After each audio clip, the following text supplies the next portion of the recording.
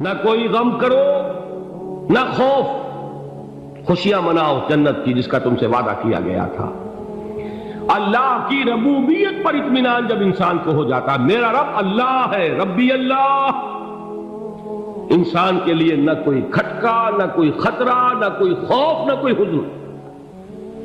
جو کچھ ہو رہا ہے کس کے اذن سے ہو رہا ہے؟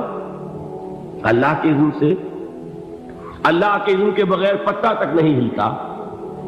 یہ کوئی اندھا بہرا مادہ نہیں ہے جس سے مجھے کوئی خوف ہو۔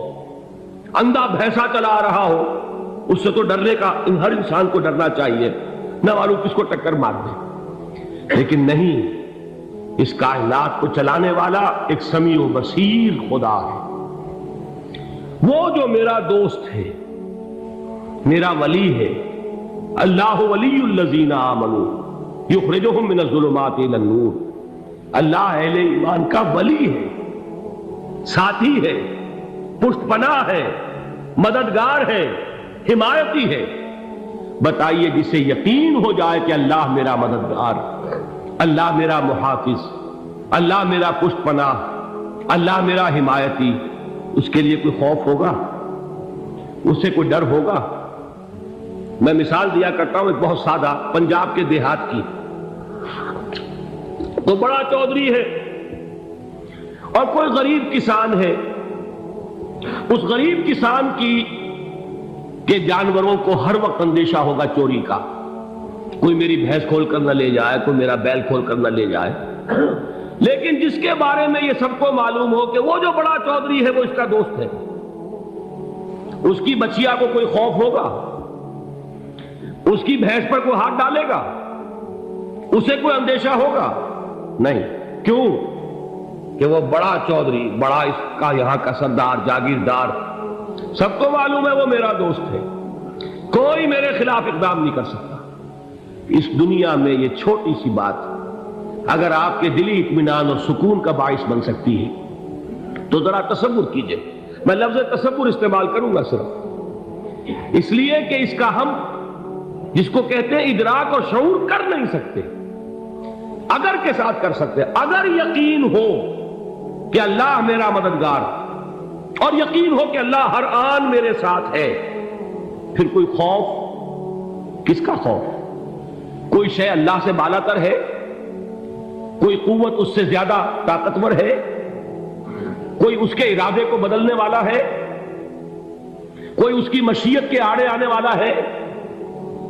یہی بات ہے جو حضور نے فرمائی، یہ ایمان کا حاصل ہے لب لباب، کہ دیکھو اچھی طرح اس بات کو ذہن نشین کر لو۔ اگر تمام انسان مل کر تمہیں کوئی نقصان پہنچانا چاہے، نہیں پہنچا سکتے مگر جو کچھ اللہ نے لکھ دیا ہو، اور تمام انسان مل کر تمہیں کوئی نفع پہنچانا چاہے، نہیں پہنچا سکتے مگر وہ شے جو اللہ نے طے کر دی۔ آپ پھر میں کہوں گا ذرا طاری کیجئے، اسے فرض کیجئے، اسے سوچئے۔ اگر اس حدیث پر ہمارا دل ٹھکا ہوا ہو تو کسی سے ڈر ہوگا؟ یہ مجھے نقصان نہ پہنچا دے، یہ میری رپورٹ خراب نہ کر دے، یہ میری انکریمنٹ نہ رکوا دے، یہ میرا یہ نہ بگاڑ دے، یہ میرے یہ نقصان نہ پہنچا دے۔ اس کا ڈر، اس کا ڈر، اس کا خوف، اس کی خوشامد، اس کے لیے جا کر طرح طرح سے اپنی عزت نفس کو ذلیل کروانا اس کے سامنے، یہ سب کچھ کیوں کرتا ہے انسان؟ جب سمجھتا ہے کہ اس کے ہاتھ میں میرا کوئی نفع ہے، اس کے ہاتھ میں میرے لیے کوئی ضرر ہے، یہ مجھے کوئی غضب پہنچا سکتا ہے، یہ مجھے کوئی نقصان پہنچا سکتا ہے، یہ میرے کوئی کام بنا سکتا ہے، یہ میری کوئی ضرورت پوری کر سکتا ہے، اسی کا نام شرک ہے۔ جہاں آپ نے یہ سمجھا کہ غیر اللہ کے اندر کوئی طاقت موجود ہے، وہی شرک ہے۔ بتوں سے تجھ کو امیدیں، خدا سے نو امیدی، مجھے بتا تو صحیح اور کافری کیا ہے؟ شرک تو یہ ہے۔ جس پر بھی تمہیں یہ خیال ہے، کلمہ ہے یہ کلمہ سوم، لا حول ولا قوت الا باللہ، ذرا اس پر دل کو کبھی اگر آپ تصور کریں، پھر فرض کریں، دل ٹھک جائے اس پر، کوئی طاقت نہیں۔ یہی بات تھی جو شیخ عبد القادر جیلانی رحمۃ اللہ علیہ نے اپنی وصیت میں اپنے بچے سے کہی۔ 11ویں دینے والے ہیں، لیکن حضرت شیخ عبد القادر جیلانی کی وصیت اور تعلیمات کو کتنے لوگ ہیں کہ جانتے ہو؟ یہ جن مقامات تک پہنچے ہیں وہ کس چیز کی بدولت پہنچے؟ انہوں نے جو پیغام دیا وہ کیا تھا؟ اے میرے بچے، جس طریقے سے قرآن مجید میں حضرت لقمان کی نصیحتیں جو ہے نقل کر دی گئی ہیں، میں یہ عرض کروں گا بالفرض اگر قرآن حضرت عبد القادر جیلانی کے بعد نازل ہوا ہوتا تو شیخ عبد القادر کی یہ نصیحتیں بھی قرآن میں درج ہوتی۔ اتنی اونچی نصیحتیں ہیں۔ اے میرے بچے، اس حقیقت کو ذہن نشین کر لے، لا فاعل فی الحقیقت ولا مؤثر الا اللہ۔ اس کائنات میں نہ کوئی فاعل حقیقی ہے نہ مؤثر حقیقی ہے سوائے اللہ۔ کسی شے میں کوئی تاثیر نہیں اگر اللہ نہ چاہے۔ آگ جلا نہیں سکتی اگر اللہ نہ چاہے، پانی ڈبو نہیں سکتا اگر اللہ نہ چاہے، زہر ہلاک نہیں کر سکتا اگر اللہ نہ چاہے، کوئی چیز فائدہ نہیں پہنچا سکتی اگر اللہ نہ چاہے۔ تو در در پہ کیوں سر جھکاتے ہو؟ در در پر کیوں جبیں سائی کرتے ہو؟ سب کے سامنے کیوں ہاتھ پھیلاتے ہو؟ ایک اللہ سے مانگو، ایک اللہ کے سامنے زمین پر اپنی جبین رکھو۔ لا فاعل فی الحقیقت ولا مؤثر الا اللہ۔ نظر آتا ہے ہمیں کہ پانی پیاس بجھا دیتا ہے، پیاس بجھانے کی صلاحیت پانی میں نہیں ہے، اللہ کے اذن سے۔ کھانا بھوک مٹا دیتا ہے، بھوک مٹانے کی صلاحیت کھانے میں نہیں ہے، اذن رب میں۔ دیکھیے یہی یقین تھا حضرت موسیٰ علیہ السلام کا واقعہ یاد کیجئے۔ سامنے سمندر آ گیا ہے، قوم دیکھتی ہے پیچھے کہ گرد و غبار کا طوفان ہے۔ معلوم ہوا کہ فرعون اپنے لشکر سمیت آ گیا۔ لشکر جب چلتا تھا تیز رفتاری کے ساتھ تو گرد و غبار کا جو طوفان اٹھتا تھا اس کا تصور کیجیے، اور لمحہ بلمحہ وہ قریب آ رہا ہے۔ پوری قوم نے کیا کہا؟ اے موسیٰ انا لمدرکون، اے موسیٰ ہم تو پکڑے گئے۔ قرآن مجید میں تو یہاں وہ باتیں نہیں لکھی ہیں، لیکن تورات میں یہ درج ہے کہ بنی اسرائیل جھگڑنے لگے، دست و گریبان ہو گئے موسیٰ کے ساتھ۔ موسیٰ ہمیں یہاں مروایا لا کر، اس سے تو ہم ہی بہتر تھے، وہاں کھانے کو ملتا تھا، زندگی تو تھی، بیگار ہم کر رہے تھے، موت تو نہیں تھی۔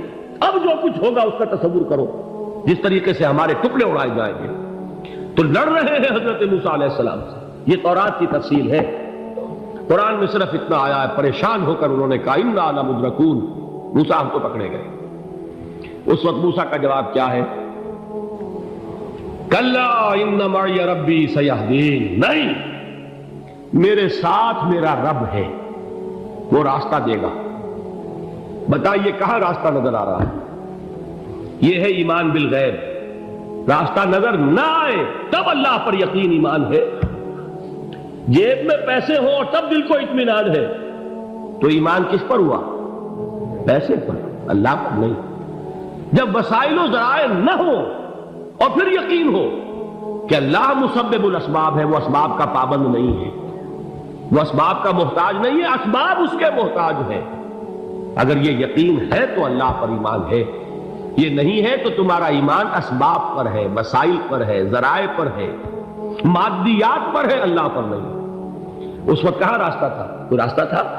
سمندر ہے اور ادھر سے لشکر آ گیا ہے۔ کلا ان معی ربی سیہدین۔ اب دیکھیے ایمان کہہ دینا آسان ہے، ہوا معکم اینما کنتم، جہاں کہیں بھی تم ہوتے ہو اللہ تمہارے ساتھ ہوتا ہے، لیکن اس کا یقین قائم ہو جائے تو زمین و آسمان کا فرق واقع ہو جائے۔ یہی بات ہوئی حضور کے ساتھ۔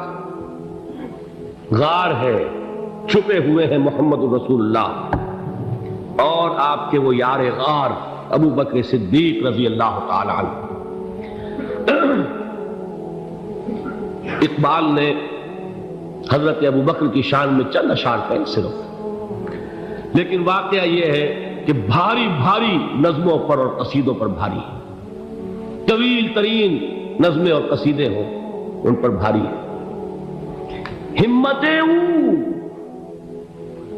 ابو بکر کی ہمت جو ہے، کشت ملت را جو ابر، جیسے بارش سے کھیتی اپجتی ہے، ابو بکر کی ہمت اور عزیمت اس امت کو اسی طرح سینچنے والی ہے۔ ثانیے اسلام و غار و بدر و قبر، وہ دوسرے تھے اسلام میں، دوسرے پہلے کون تھے؟ انا اول المومنین، حضور فرماتے ہیں سب سے پہلا ایمان لانے والا میں، دوسرے ابو بکر۔ ویسے ہمارے ہاں یہ چلتا ہے اختلاف، حضرت علی پہلے ہیں کہ حضرت ابو بکر پہلے ہیں، لیکن اس میں بڑی خوبصورت تطبیق قائم کی ہے علماء نے، اور بہت صحیح ہے۔ چار کے بارے میں فیصلہ ہی مت کرو کہ کون پہلے، ان کی ایک عجیب تقسیم کر دی ہے۔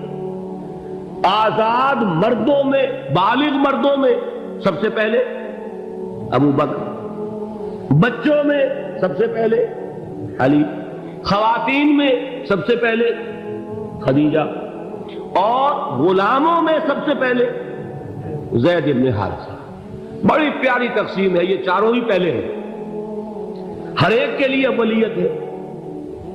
اور واقعہ یہ ہے کہ اگر زمانی اعتبار سے تعین ہوگا تو پہلے خدیجۃ الکبریٰ آئیں گی رضی اللہ تعالی عنہ، کسی اور سے بات کرنے کی نوبت بعد میں آ سکتی ہے، پہلے تو اہلیہ محترمہ سے بات ہوئی، آتے ہی پہلی وحی ہوئی ہے، ابھی تبلیغ کا حکم نہیں تھا، کس کو بتایا واقعہ؟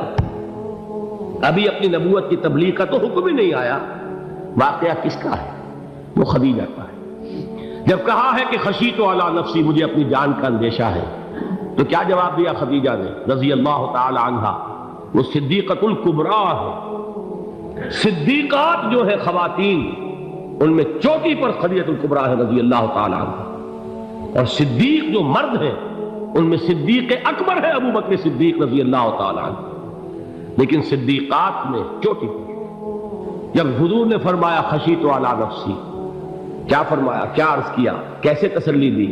نہیں نہیں، اللہ آپ کو ضائع نہیں کرے گا، آپ غریبوں کے ہمدرد ہیں، آپ مساکین کے تکالیف رفع کرنے والے ہیں، آپ بیواؤں کی سرپرستی کرتے ہیں، آپ مسافروں کی خدمت کرتے ہیں، اللہ آپ کو ضائع نہیں کرے گا۔ یہ یقین ہے اس خاتون کے اندر۔ خیر وہ ایک علیحدہ بات ہو جائے گی۔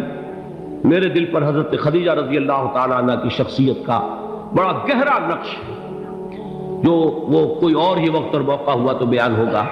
بہرحال اقبال نے ایک مصرے میں جو چار اولیتیں جمع کر دی ہیں، ہمت او کشت امت را چو ابر، ثانی اسلام و غار و بدر و قبر۔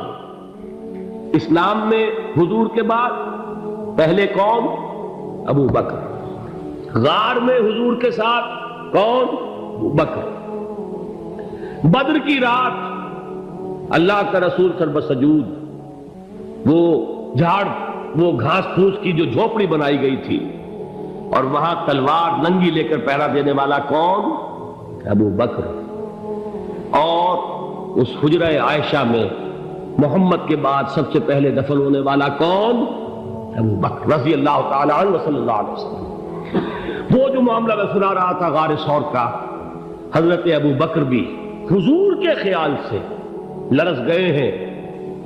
آپ کو یاد ہوگا کہ جا کر پہلے تمام جتنے سوراخ تھے انہیں بند کیا، ایک سوراخ رہ گیا تھا جس کو بند کرنے کے لیے کوئی کپڑا نہیں تھا، وہاں اپنی ایڑی رکھی ہے، تب کہا ہے حضور سے تشریف لائیے، اور اپنے زانو پر حضور کو لٹایا ہے، اور وہاں کسی موذی جانور نے کاٹا ہے، حضور کی آنکھ لگ گئی تھی، اس وقت اس بل کے اندر جو بھی بچھو ہے کیا ہے واللہ عالم، اس نے کاٹا ہے، اس کی تکلیف کی وجہ سے ابو بکر کی آنکھوں سے آنسو ٹپک گئے، حضور کے چہرے مبارک پر پڑے ہیں، تو حضور جاگے ہیں، معاملہ کیا ہے؟ ایڑی نہیں ہٹائی وہاں سے، مبادا وہ جانور وہاں سے نکل کر محمد الرسول اللہ کو کوئی گزن پہنچا دے، ابو بکر کی ایڑی ہے، جس طرح چاہے کھا لے، ختم کر دے، جان نکل جائے تب کوئی آنچ آئے، محمد پر تو آئے، لیکن جیتے جی نہیں۔ وہ ہے ابو بکر حضور کے خیال سے۔ اس وقت حضور نے پھر اپنا لعاب دہن لگایا ہے، اور اس سے پھر آپ کی تکلیف ختم ہوئی۔ جیسے خیبر میں حضرت علی کی آنکھ دکھ رہی تھی، اس کو جو شفا حاصل ہوئی ہے وہ بھی حضور کے لعاب دہن سے ہوئی۔ تو بہرحال اس وقت انہوں نے کہا ہے کہ اے نبی یا رسول اللہ، اگر اس وقت ان میں سے کسی نے غیر ارادی طور پر بھی اپنے قدموں کی طرف جھانک لیا تو پکڑے جائیں، کیا جواب تھا اللہ کے رسول کا؟ لا تحزن ان اللہ معنا، اللہ ہمارے ساتھ ہے، کیوں گھبراتے ہو ابو بکر؟ یہ ہے ایمان باللہ، میرا مالک اللہ، میرا رازق اللہ، میرا محافظ اللہ، میرا مددگار اللہ، میرا پشت پناہ اللہ، میرا دوست اللہ۔